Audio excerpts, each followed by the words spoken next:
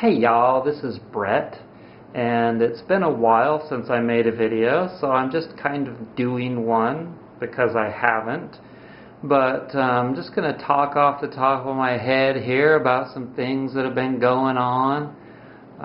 Here in Asheville, we're having the Moog Fest. I know it's supposed to be pronounced Moog, but it's spelled M-O-O-G, and that would be Moog, not Moog, which would be M-O-G-E. We all went to school and learned how to pronounce things properly, right? So anyway, so we've got all these people in town that are wearing a lot of black clothes, and they're sporting a lot of tattoos and piercings, and they have a lot of strange colored hair and various weird retro type clothing items and rock and roll shirts and punk and stuff like that shirts. And yeah, and I have some staying here at my house. Yes.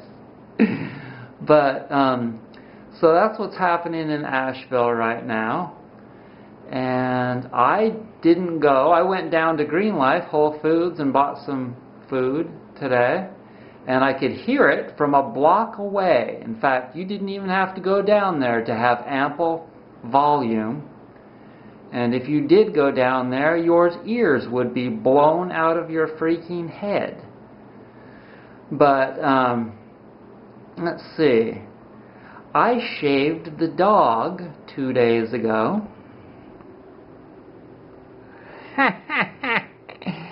Hi. She's out.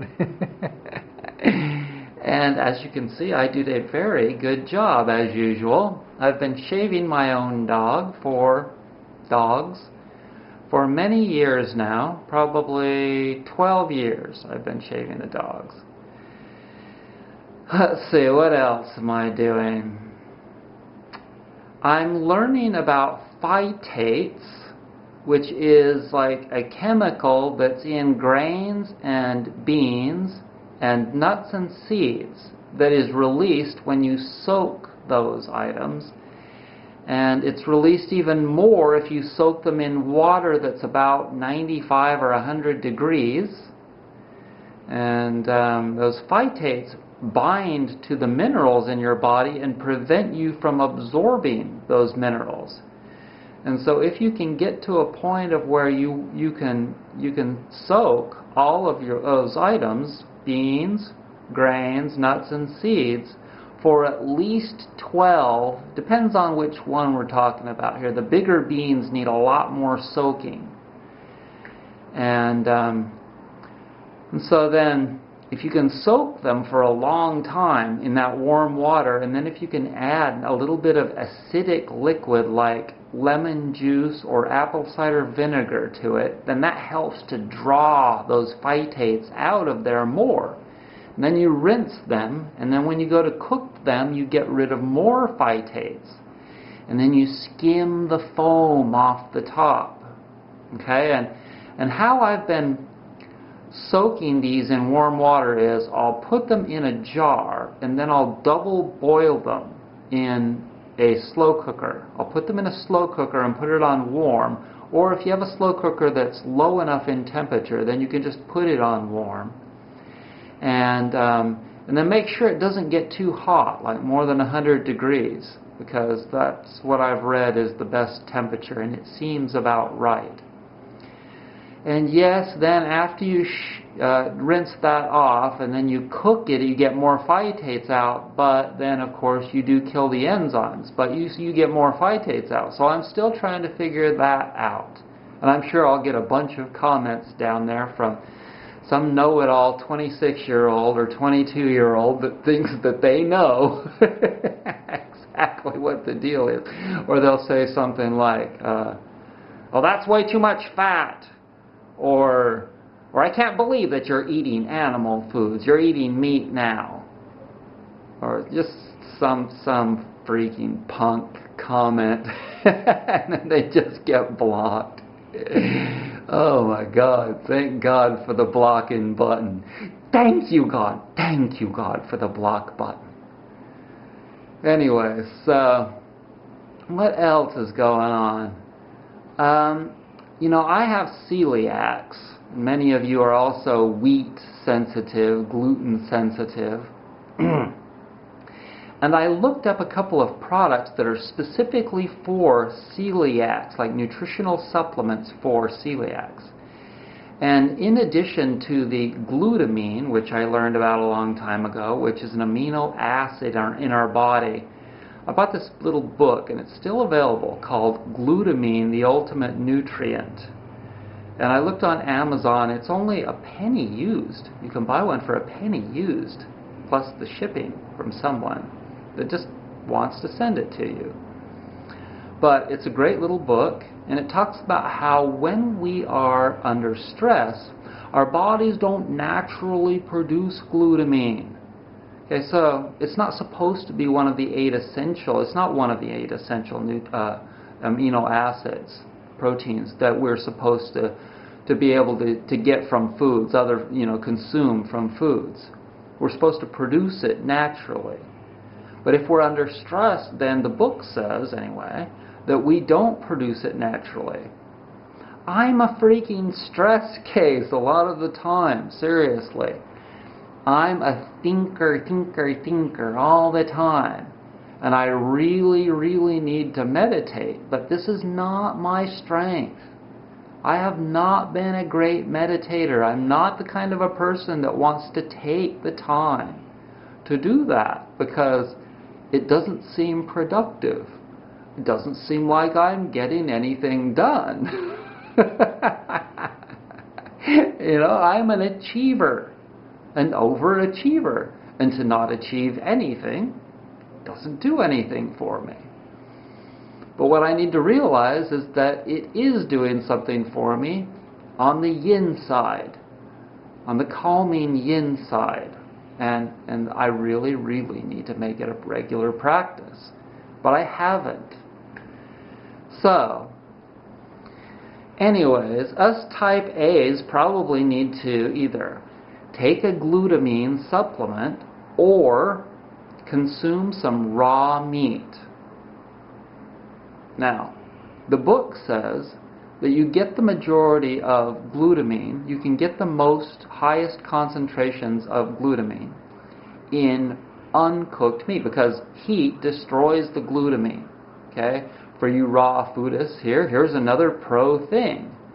For, you're not only preserving enzymes, but you're preserving the glutamine in raw meat and or cabbage or spinach are 2 of the non-meat foods that have some glutamine, but not near as much as raw salmon. And so this morning for breakfast, I ate a slab, probably about 6 ounces or so, of raw salmon, fresh king salmon, the good stuff. And the king only comes around like once 1 month of the year. You got king salmon. The rest of the year, it's you can always have it frozen. But in any case, so I think that my lip problem may largely be due to a couple of things. Vitamin A deficiency, which it did show that on the test that I did 1.5 years ago. And also, vitamin A is one of the nutrients that's on the celiac, in the celiac formulas. And so they must consider somebody that has celiac disease to be susceptible to vitamin A deficiency, and I was. And so, the deal is that I don't have a lot of money to be forking into paying for a lot of tests. In fact, I don't. I don't have that. And so, I think that tests are really valuable. And if you have the cash to be paying for there are all kinds of tests for parasites and candida and for heavy metals, hair tests and blood tests and saliva tests and urine tests. There are all kinds of tests, and if you can afford that, by God, you've got an advantage. I cannot. So I just have to kind of do my best and research and learn as much as I can on the internet, and then experiment blindly. So, in any case, that's what I'm doing at the moment, in addition to shaving dogs and working in the garden. And today I learned about compost tea. And so what you do with compost tea is you take your compost and you put in a bucket, and you add water and you stir it around. And then you get a lot of nutrients into the water, and you use that to water your plants 24 or more hours later. Okay? So, oh shit, I skipped something. I forgot. Also, another thing that's in a typical celiac formula is glucosamine and chondroitin. No, just glucosamine. Okay, and I was learning about where you can get natural glucosamine and chondroitin from foods. Now, I'm not going to just rely on that because I've learned my lesson. It's easy to get it in a capsule, some kind of a supplement. And so I went right down and I bought some, and I'm on that again, and it's not like I haven't done this before. And those of you that have been doing natural healing things for a long time know that we get into things and then we fall out of them. We get into them and we fall out. I think that once we educate ourselves more about the benefits, where it comes from, how our ancestors got them in the past, these nutrients, and what their, did I say benefits? What their benefits are, then it tends to stick better. Okay, so when I was vegan, I wasn't going to consume the glucosamine chondroitin because for the most part it's coming from animal foods. I had to hit a low, if you will. I had to hit a low before I kind of came to this conclusion that the vegan diet was good for a while, and then it kind of ran out of steam because I got deficient and I need to replenish my body with nutrients at least before I give that a go again. Okay, and so in addition to all that, the ways that you get chondroitin or glucosamine don't necessarily have to be from something like